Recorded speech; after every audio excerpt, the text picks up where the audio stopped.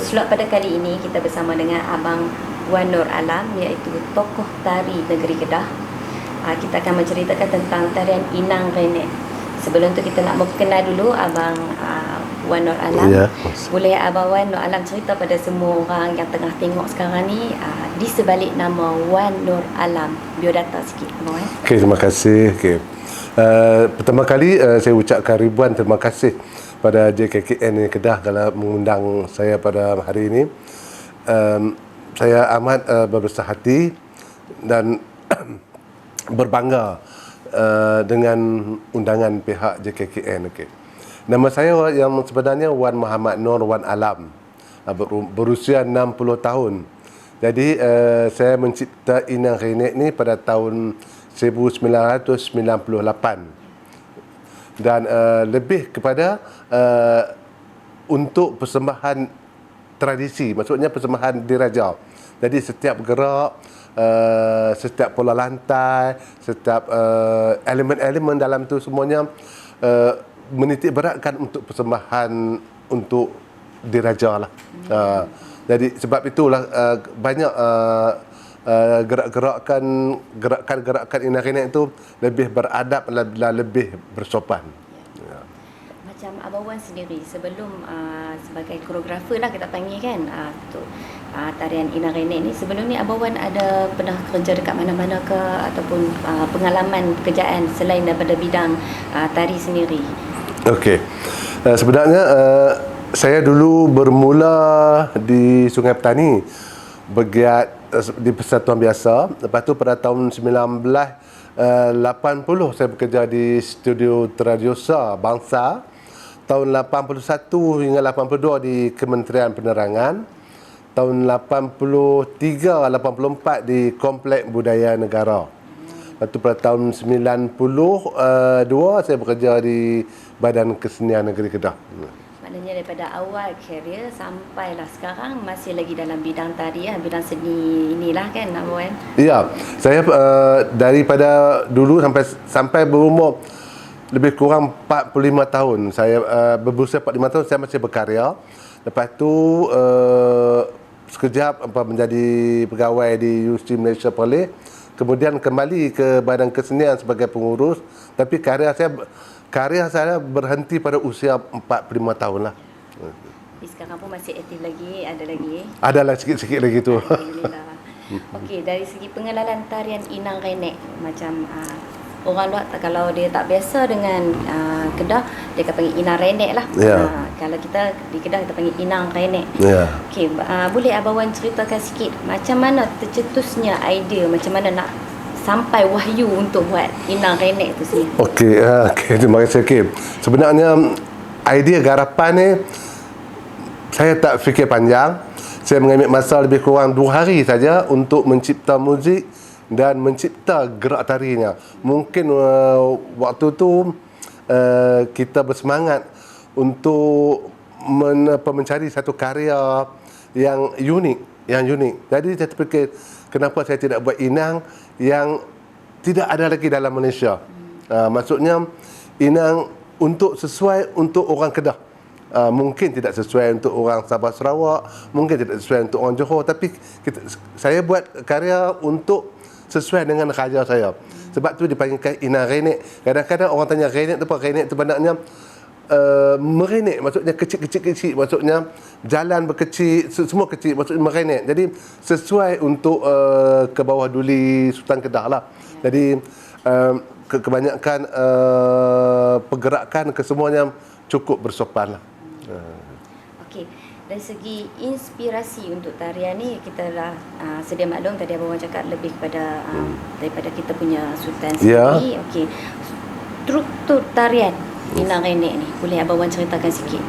Okey, sebenarnya Inang Renek ni dia ada beberapa ragam sahaja yang diulang-ulang. Tetapi pergerakan dia memang agak susah. Sebab kalau tak biasa untuk latihan, pertama memang dari segi tubuh kita memerlukan kuatan yang bukan 100%. Lebih pada 100%. Maksudnya dari segi kaki, lutut, paha dan sebagainya. Ini adalah memerlukan tenaga yang kuat dan memerlukan pergerakan yang bagi saya yang agak unik, yang agak unik, yang agak sukar. Otot-otot kaki. Ya, otot-otot kaki cukup kena betul-betul kuat. Ya. Okey, dari segi penggunaan prop untuk tarian Inang Renek tu. Okey. Ada prop yang khas tak untuk tarian? Okey, kita gunakan selendang saja.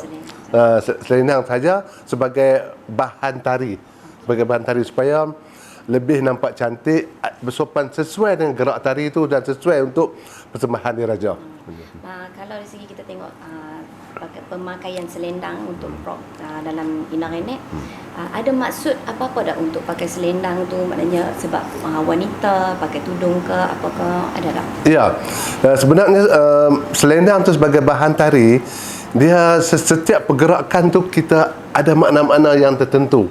Supaya bukan hanya kita pakai cantik itu, sebenarnya waktunya untuk kata menyusun bunga. Jadi kita anggapkan selendang tu bunga. Jadi gerak tu gerak menyusun bunga, dan setiap gerak tu ada nama-nama yang tertentu.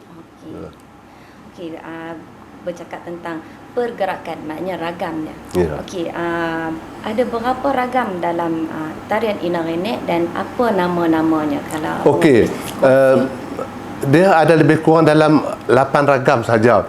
Iaitu kebanyakan ragam-ragamnya saya dulu namakan mengikut selera orang Kedah lah. Sebab tari itu tadi nama pun Inang Renek. Maksudnya saya panggil contohnya ragam pertama mengadap mengadap, jalan mengadap. Ragam kedua merintih. Merintip maksudnya jalan kecil itu. Lepas tu ada ragam yang dinamakan rasuk. Rasuk ni maksudnya masa lenggang ke belakang tu. Kalau dulu orang Kedah panggil rasuk ni macam orang Kedah kata rasuk hantu.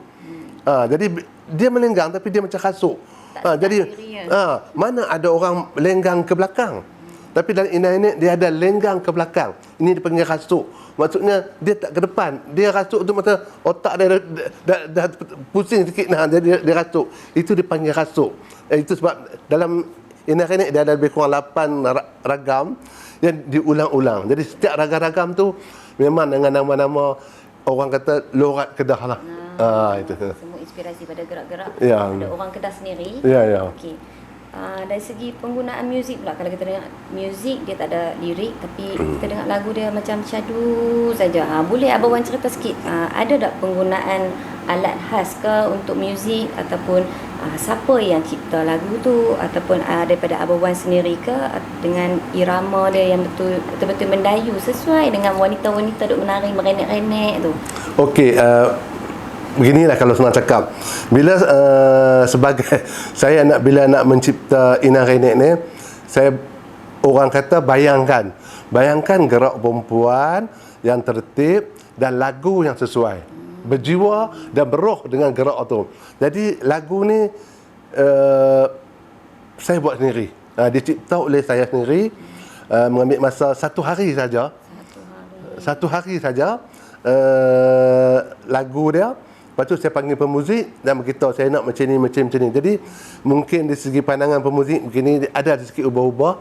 Dan begitu juga bila siap muzik dan siap kita buat tarian, lepas tu kita cantumkan yang mana kurang kita tambah, yang mana lebih kita buang. Jadi dalam masa saya 2 hari Inang Renek siap lagu, tari, muzik dan pakaian juga sekali serentak. Sebelum tu saya nak tanya, gerak siap dulu ke lagu siap dulu? Okey. Kebanyakan orang berkarya kalau ikut-ikutnya dia begini. Kalau saya membuat gerak dulu. Lagu tu kalau saya mengikut lagu, jadi saya jadi macam kena ikut lagu. Jadi saya beritahu apakah lagu tu nak panjang atau nak pendek, saya membuat gerak. Kemudian saya tengok kalau macam saya tadi, kalau ada gerak yang kurang saya tambah. Begitu juga dengan lagu. Kalau lagu tu agak lebih, saya kurang. Jadi kebanyakan saya berkarya, saya kalau untuk karya-karya yang untuk bagus bagi saya lah, ini pendapat saya lah. Saya membuat gerak dahulu. Baru membuat lagu. Dari segi peralatan muzik pula ada macam gendang dan dalam rentak yang macam mana? Okey. Dalam ni saya rentak je biasa, rentak inang saja. Biasa. Dan bagi saya untuk memudahkan, kita tidak ala apa ni alat-alat muzik yang agak sophisticated, tidak. Kita menggunakan alat muzik tradisi orang Melayu. Ya. Itu. Okey, dari segi busana pula Abang Wan, kalau kita tengok dalam video-video tarian Inang Renek sendiri, pemakaian kebaya labuh, adakah pakaian tu adalah khas untuk tarian Inang Renek sajakah, ataupun kita boleh pakai tarian lain ke, ataupun busana tu sendiri, baju tu kena baju yang macam mana ke, apakah ada tak? Okey, begini. Kadang-kadang bila kita mencipta tari, kita kadang-kadang terlupa sebentar di segi busana. Ya. Begitu juga bila kita membuat tarian tu, ada juga gerakan-gerakan yang terpaksa kita ubah. Jadi bila kita pakai busana, contohnya baju kebaya labuh, dan kita pakaikan songket, kan, sebenarnya kita tidak dipakai kain organza atau kain diamond tissue atau lain-lain. Sebabnya bila you merenet, kain tu akan tinggal di belakang. Kain tu akan tinggal di belakang, orang ke depan. Jadi kita kena cari kain yang boleh dibawa.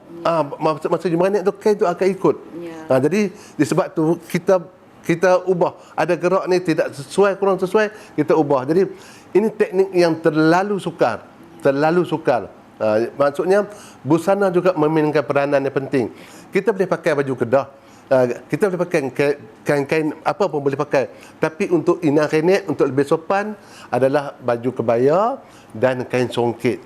Sebab kain songket ni agak keras, jadi dia boleh bergerak. Kadang-kadang mungkin kita boleh pakai baju, mungkin ada nak buat percubaan, nak pakai seluar ke apa, terserah. Tapi takut gerak tu tak boleh dibawa. Terima kasih.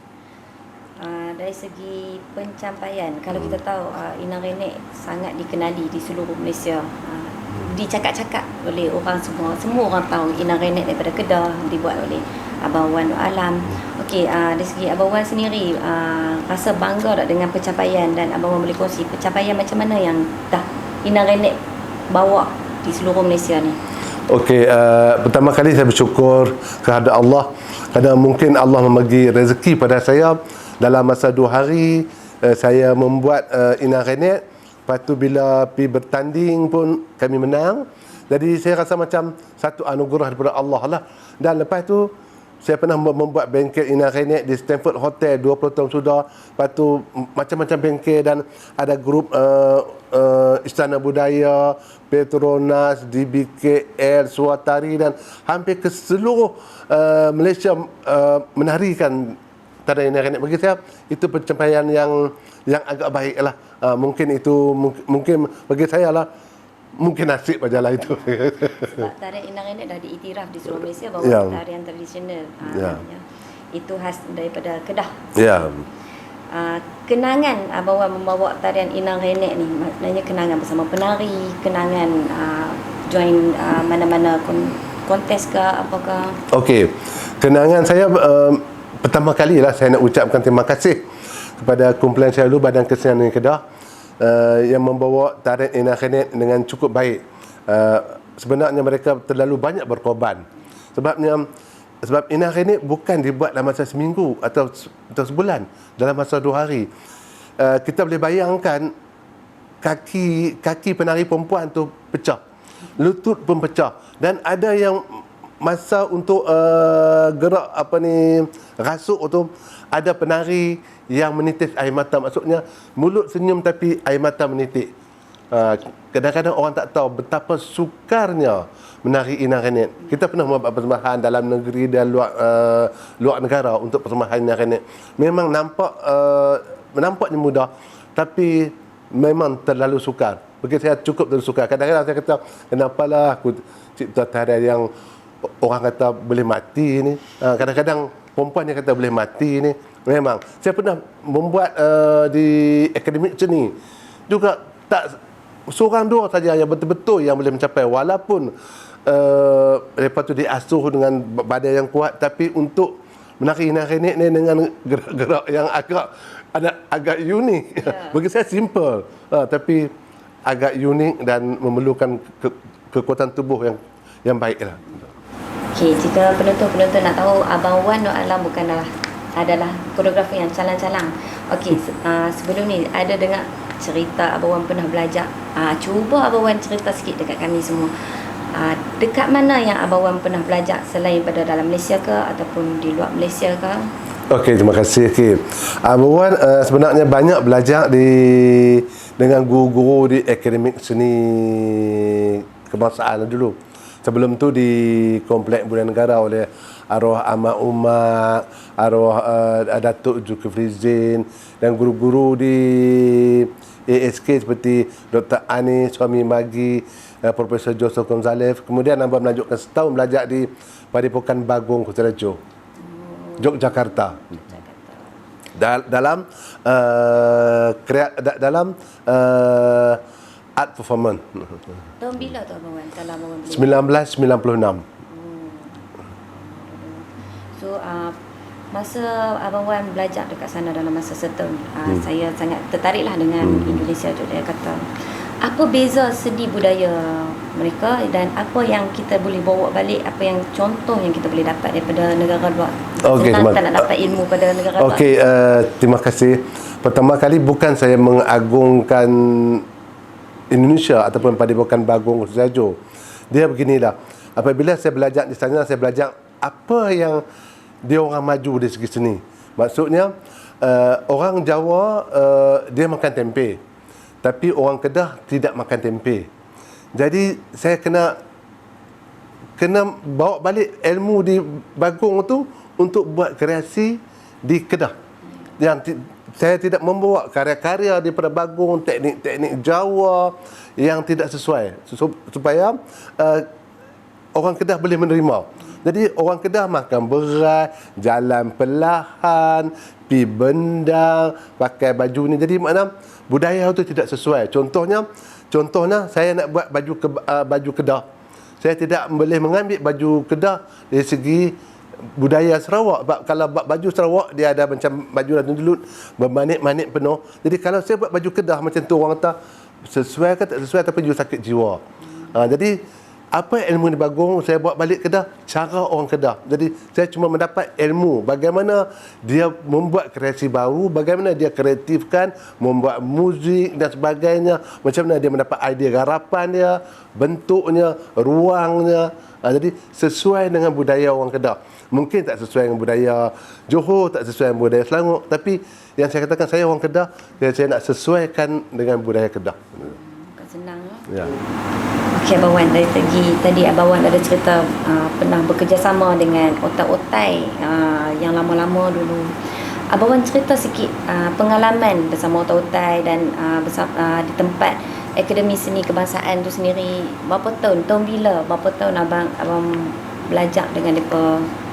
Okey, sebenarnya saya tidak memasuk di Aswara sekarang ni, tetapi setiap ada kursus-kursus jangka pendek, seminggu, 2 minggu, 3 minggu, dan sifu-sifu saya seperti Sumi Magi, Dr. Joseph Gonzalez, Dr. Anis, mereka ni selalu menawarkan peluang saya untuk belajar. Jadi di samping belajar, dari segi mereka lah kawan dan mereka lah pengkritik saya. Apa yang saya kena buat, dan untuk memajukan negeri apa yang saya kena buat. Sebab lepas saya belajar dah dengan otai-otai tu, baru saya berangkat ke Padepokan Bagong. Dan bila saya kembali daripada Bagong, dan otai-otai tu kata, memang kamu sudah mendapat apa yang kamu hendaki. Itu dia. Okey, dari segi pencapaian tadi, Inang Renek sendiri, Inang Renek dah dibawa untuk silibus. Cuba Abang Wan ceritakan sikit tentang silibus yang Inang Renek, siapa yang bawa silibus tu? Okey, saya terima kasih pertama kepada Aswara. Mungkin bukan satu, mungkin 2 atau 3 silibus sudah menjadi silibus di Aswara. Jadi saya mengucapkan ribuan terima kasih. Mungkin kerana minat mereka kepada tari Inang Renek dan sebagainya, jadi menjadikan satu mata pelajaran wajib di Aswara. Dari segi harapan pula Abang Wan untuk tarian Inang Renek ni, apa harapan dan pandangan dan terhadap kesenian tarian Inang Renek ni sendiri? Okey, saya memang punya harapan yang besar, tapi saya mengucapkan terima kasih kepada Istana Budaya, Suatari, Petronas dan banyak yang telah membuat tarian Inang Renek ni bagi saya ke sekata dunia lah, kata dunia, dan lagu-lagu Inang Renek pun digubah, pernah dapat johan di US dan di Korea, dan mereka mengubah Inang Renek. Dan harapan saya meminta koreografer baru untuk memberi wajah baru pada Inang Renek.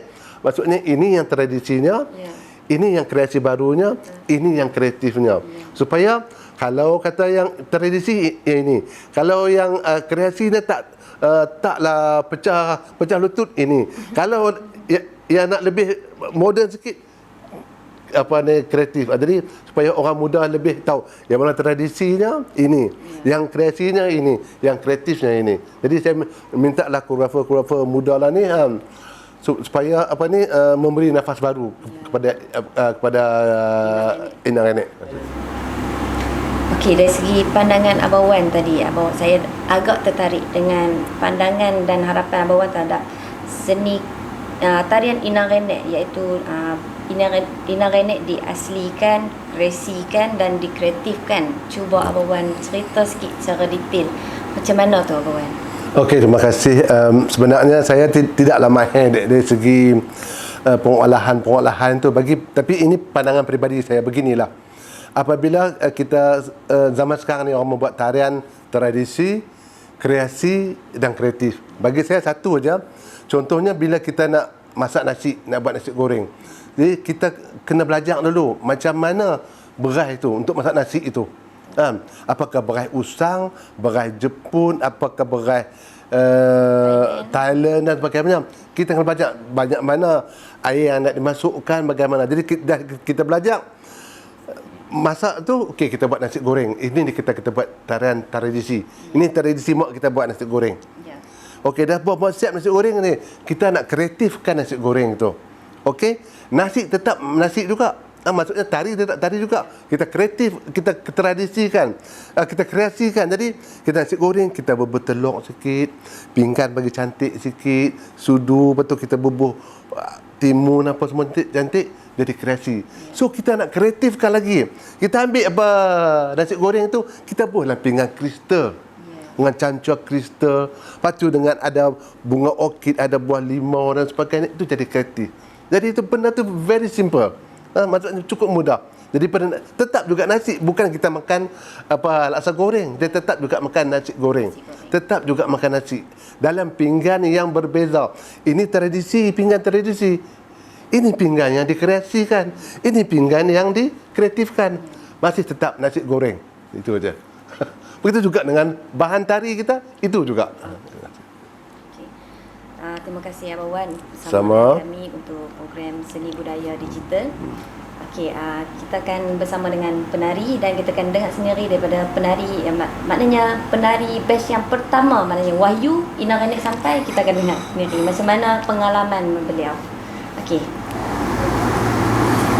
bersama saya untuk slot kali ini adalah penari, orang kata penari sulung, iaitu batch ataupun lapisan yang pertama tarian Inang Renek, maknanya tarian Inang Renek dicipta, dan ini adalah penarinya yang first kali terima wahyu daripada Abang Wan Alam sendirilah. Okey, sila perkenalkan diri. Okey, Assalamualaikum. Terima kasih sebab menjemput saya. Saya Nur Afiza Muhammad Rizwan, berumur 40 tahun. Saya memulakan karier sebagai penari kebudayaan ni pada tahun 1999 sampai sekarang lah dengan Badan Kesenian Negeri Kedah. Okey, dari segi pengalaman menari tarian Inang Renek, kita tahu Inang Renek bukan senang, sangat-sangat susah. Okey, cuba saya boleh panggil Cik Afiza lah kan? Ya, boleh. Okay. cuba Cik Hafiza kongsi dengan semua orang macam mana pengalaman belajar, macam mana first kali kita nak menari Ina Renek ni kena macam mana, apa semua. Okey, saya bermula tahun 1999, bermula sebagai penari full time. Time tu saya masih macam hanya tahu basic tarian, simple, basic. Pada tahun tu juga 99 Kedah kena masuk festival tari tahun 99 lah. So saya memang time tu terkejut juga sebab saya dipilih sebagai penari, salah seorang penari untuk festival tari tersebut. Dan terkejut lagi sekali sebab tarian yang saya kena tari itu memang tarian saya tak pernah menari sebelum ni, memang tarian pelik lah kan, sebab hanya menggunakan, kita hanya merendahkan lutut kita memang di bawah, so memang sangat-sangat susah dan kena memang betul-betul strong lah kan, sebab kita time tu pun masih muda, masih tak ada ilmu, tak ada pengalaman. So saya macam bangga lah sebab saya dipilih untuk menari tarian tersebut, sehingga mendapat tarian tradisi terbaik lah, festival tari 99 tahun tu. Okey, dari segi Cik Hafiza sendiri, Abang Wan cerita tadi tarian ambil masa 2 hari. Ya. Dari segi penari juga berlatih tarian. Memang kami berlatih tu daripada pagi sampai ke tengah malam. Kiranya permulaan tu memang kami di training, kiranya merenek dahulu. Merenek daripada depan sampai ke belakang studio, memang merenek, memang merendah. Memang tak boleh bangun. Kalau bangun memang kena rotan. Memang time tu 8 orang lah, 8 orang penari yang dipilih. So memang diajar merenek dulu. Ajar merenek. So bila kita dah maintain, dah sama merenek semua, walaupun kita tinggi, ada yang rendah, so kena balancekan, kena bagi sama semua kan. So siapa yang tinggi ni macam susah sikit lah kan, kita nak balancekan dengan yang rendah ni. So kiranya dalam masa sehari kita Berlatih merenek. Okey, lepas tu malam tu Abu Wan start buat tarian gerak tari. So dia masukkanlah elemen-elemen yang lain tu. Okey, pengalaman sendiri sebagai menari, kata berbangga tadi kan. Okey. Pengalaman setelah tarian Ina Renek juara kan. Ya. Terbaik. Okay. Betul. So apa selepas itu pengalaman untuk tarian Ina Renek juga macam mana? Okey, selepas tu kita pun tak sangka kita menang sebab dah baru 2 hari kita training. Okey, lepas tu setelah diiktiraf tarian tradisi tu menang, so banyak jemputan lah untuk Badan Kesenian Negeri Kedah, penari Badan Kesenian Negeri Kedah untuk membuat persembahan-persembahan, tak kira kat luar negara ke ataupun dalam sekitar Alor-Star ke. Kita juga diminta untuk mengajar. Macam saya memang pernah mengajar dekat Universiti Kebangsaan Malaysia, dekat Suatari. Memang, so kita bila kita mengajar ni, kita boleh lebih terperinci teknik-teknik. So kita kiranya kalau mana yang salah teknik, kita boleh perbetulkan. Dari segi pengalaman peribadi Cik Hafiza sendirilah untuk menari tarian Ina Renek ni, ke mana dah Ina Renek ni dah pernah dibawa dan ditari sendiri oleh Cik Hafiza? Okey, selain daripada dalam negara ni kami membuat persembahan, kami juga dah membuat persembahan ke luar negara, seperti Las Vegas, seperti Switzerland, Itali. Kiranya mengikut permintaan lah, sebab dia kalau Ina Renek ni tak semua tempat kita boleh narikan, sebab kalau stage tu kalau kapet, so kita memang tak boleh menari lah sebab dia akan kesat, so kita tak boleh nak merenek. So kalau stage tu dia macam licin, macam kayu, okey, so kita boleh proceed lah untuk menari tarian Ina Renek tu. Apa pendapat macam kita pergi ke negara luar, kita tengok orang luar negara tengok tarian, apa feedback pada penonton-penonton di luar negara? Kebanyakan kagum lah sebab memang tak pernah jumpa lah kan tarian yang kita hanya merenek di bawah saja tanpa bangun. Kalau bangun pun memang sikit sahaja untuk kita ubah position, untuk ubah posisi kita, sikit-sikit sahaja. Memang kagum and ucap tahniah sebab boleh menarikan tarian-tarian macam tu. Okey, memandangkan Cik Afiza sendiri adalah pelapis pertama ataupun pelapis sulung lah untuk tarian Inang Renek. Kami ada permintaan sikit lah, nak tengok sendiri Cik Afiza menari, baca demo lah tarian Inang Renek, boleh tak? Boleh. Kalau macam tu kita tunggu tengok.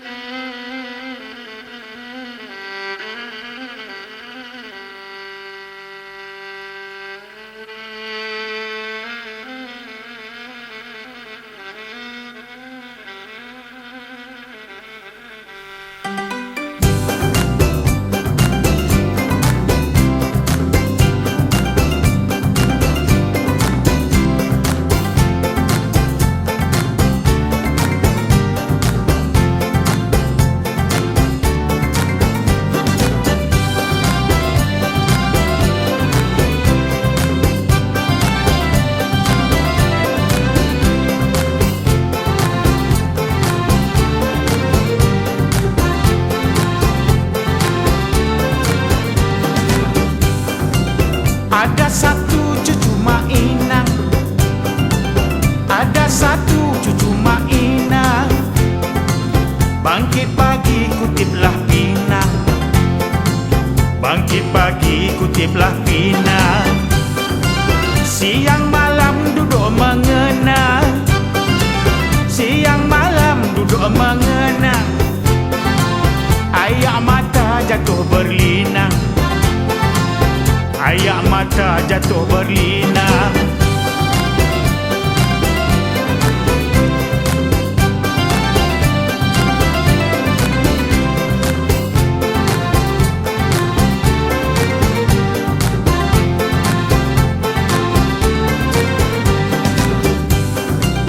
Bangkit pagi kutiplah pinang, bangkit pagi kutiplah pinang. Pinang banyak dibeli orang, pinang banyak dibeli orang. Siapa bilang abang tak sayang, siapa bilang abang tak sayang. Tidur malam terbayang-bayang, tidur malam terbayang-bayang.